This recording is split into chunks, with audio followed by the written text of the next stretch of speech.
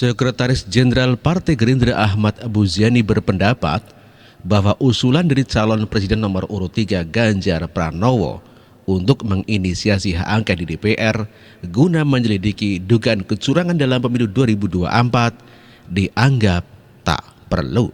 Ya, tentu saja, karena ini masih hanya sebatas wacana.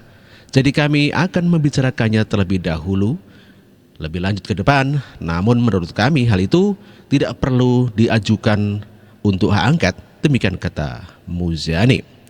Muzani menilai suasana pemilu 2024 jauh lebih baik dibandingkan dengan pemilu sebelumnya, sambil mempertanyakan urgensinya dari penggunaan hak angket itu. Meskipun ada kekurangan di sana-sini, itu tak dapat disangkal.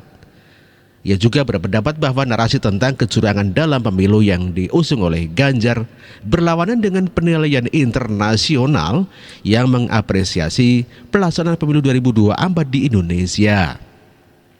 Menurut Muzani, tokoh-tokoh dunia menghargai proses pemilihan pada 14 Februari yang berlangsung dengan damai dan tertib. Hal itu telah diapresiasi oleh pemimpin dan tokoh-tokoh dunia. Semua melihat bahwa pemilu berlangsung dengan baik, damai dan sebagainya, demikian kata Muzani. Hak angket adalah salah satu hak DPR untuk menyelidiki pelaksanaan undang-undang atau kebijakan pemerintah yang dianggap penting, strategis, dan memiliki dampak luas terhadap masyarakat, bangsa, dan negara jika diduga bertentangan dengan peraturan perundang-undangan. Sementara itu, hak interpelasi adalah hak anggota DPR untuk meminta penjelasan dari pemerintah mengenai kebijakan yang dianggap penting dan strategis serta memiliki dampak luas terhadap masyarakat, bangsa, dan negara. Komposisi kekuatan hak angket di DPR RI terkait pemilu curang secara terstruktur dan sistematif dan penyalahgunaan kekuasaan.